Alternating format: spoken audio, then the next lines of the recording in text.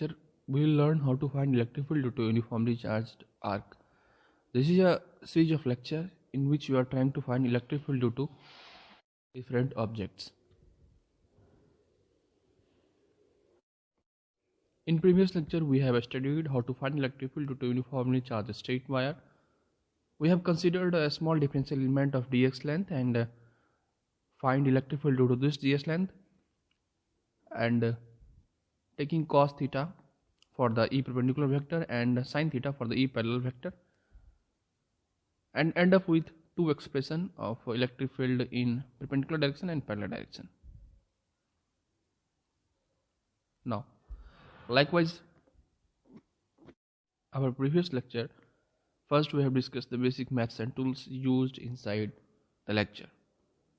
I am doing so because sometimes a small problem in mathematics causes a doubt in physics. That's why I have written each and every formula used in the lecture in the first slide. First of all, the length of arc. Suppose AB is the arc and we have to find the length of this AB. Now in triangle AOB, we can write AB is equal to r sin theta. If theta is very small, then we can write sin theta is equal to theta, or AB is equal to r theta. When this length is very small, then it subtend angle theta here, and this length is approximately equal to the arc. Then we can write AB is equal to r theta.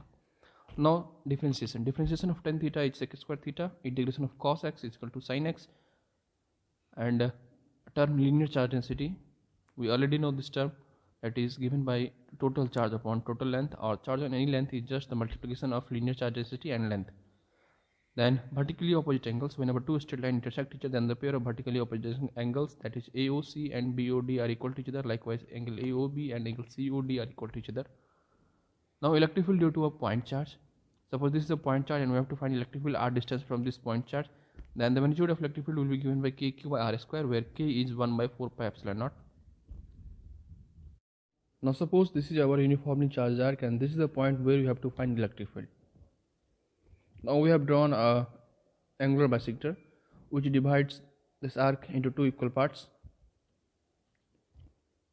and we have considered a small differential element of dl length which is making an angle d theta at an angle theta. Now this whole angle alpha is divided by this angular bisector, that is alpha by 2 above this axis or alpha by 2 below the axis. When this theta goes from 0 to alpha by 2 to cover this whole wire above the axis, arc above the axis, and this theta goes from 0 to minus alpha by 2 to cover the whole arc below the axis. Now the electric field due to this dl element will be in this direction. It has two components, dex and dy. Now the dex component get added up and the dy component get cancelled out. Suppose a small element in this section, the electric field this element will be in this direction, and it has also two components, dex and dy. The dy get cancelled out and dex component get added up. Now we can write dl is equal to r d theta, as theta is very small. We have already discussed these things in our first slide. Whenever theta is very small, then we can write length of arc is equal to r into d theta. R is the radius of this arc. Now let's say dq be the charge on dl, then dq is equal to lambda dl, or dq is equal to lambda r d theta.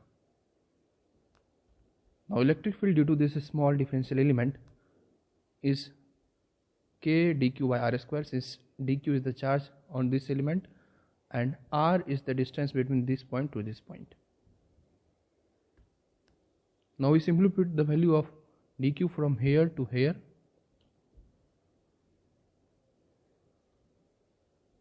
If we have to find the ex component of this d vector, we have to take the cos theta of the magnitude of this d vector.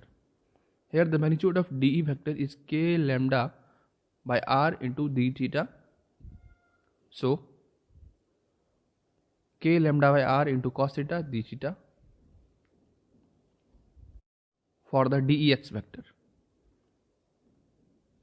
Now the limits of this integration will be alpha by 2 to minus alpha by 2. As we have already discussed, this theta goes from 0 to alpha by 2 to cover the whole y above this axis, and 0 to minus alpha by 2 to cover the whole y below this axis. On integrating this term, we will get this expression. We know the integration of cos theta is sin theta, and on putting the limits, we will get sin alpha by 2 into 2. And k lambda by r is constant here. Okay. One more thing is here. This dl length is so small, then we can consider this as a straight line, and whenever these two straight lines intersect each other, in pair of vertically opposite angles, this angle is equal to this angle. Now EY is equal to 0, cancelled out due to symmetry. As I have already discussed, because of symmetry, if we choose a small element here, then it has also two component in one of the component in x direction, another component will be in the y direction, and all the components in x direction get added up, while all the component in y direction get cancelled out and x direction get added up. So the only electric field will be in the x direction or along the angular bisector. There is only field along the angular bisector or x axis, and the field along the y axis get cancelled out due to symmetry. Now this is expression to find electric field due to uniformly charged arc. Some related question. Here are some arcs, and we have to find electric field at the center in each arcs. In this case, the value of alpha will be 2 pi. When we put the value of alpha here inside alpha by 2, we will get sin pi, and sin pi is equal to 0, so the electric field will be the 0. And in this case, alpha is our pi, and when we put the value of pi here, that sin pi by 2, it is equal to 1, so the the electric field will be 2k lambda by r. Likewise, we can do the same for this arc, and this arc. Now this is the trick to find electric field due to uniformly charged straight wire. We have learned a long method to find net electric field due to uniformly charged straight wire. First we derive the E parallel, then after E perpendicular, and then we get the net. But by this formula we will directly get the electric field due to uniformly charged straight wire. First you have to draw an arc as d as radius. Suppose this is our uniformly charged straight wire, and this is the point where you have to find electric field. Now draw a perpendicular line joining this straight wire and this point. This is the distance d, and taking d as radius, we draw an arc between alpha to beta. And now we will find the electric field due to this arc formed. We can easily find the electric field due to this arc formed by just simply put the value of alpha here. Here the value of alpha will be 60 plus 30, that is equal to 90 degree. And the direction of electric field will be along the perpendicular bisector of this arc. So the net electric field due to this will be equal to, as we have found in our previous slide, the electric field due to this arc will be equal to root 2k lambda by r.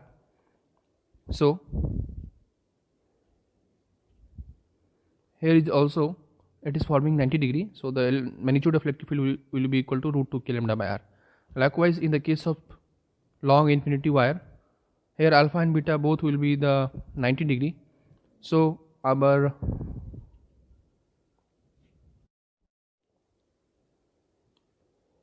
the whole angle will be 180 degree or pi. When you put the value of pi here, we will get sin pi by 2, which is equal to 1. So the electric field due to this arc will be in this direction and equal to 2k lambda by r. As we have already find the value due to infinity long wire, which is equal to 2 k lambda by r in our previous lecture. So by this trick we can easily find the value of electric field and their direction also. Likewise, in this case of semi infinity wire, here alpha is 90 while the beta is 0. So net alpha to beta will be equal to 90 or pi by 2. When you put the value of pi by 2 in this equation, we will get the electric field same as this one, which is equal to root 2 k lambda by r, and we have also find this thing in our previous lecture. So by this trick we can directly find the magnitude of electric field and also direction just by putting the value of alpha in this equation. Once again, consider D as a radius, draw an arc from alpha to beta, find electric field due to the arc formed. We will directly get the electric field to the wire. Okay. So in this whole lecture we have learned this formula and do some related question, and in last we see how to find electric field due to uniformly charged straight wire by this formula. Okay, that's all for this lecture. Thank you.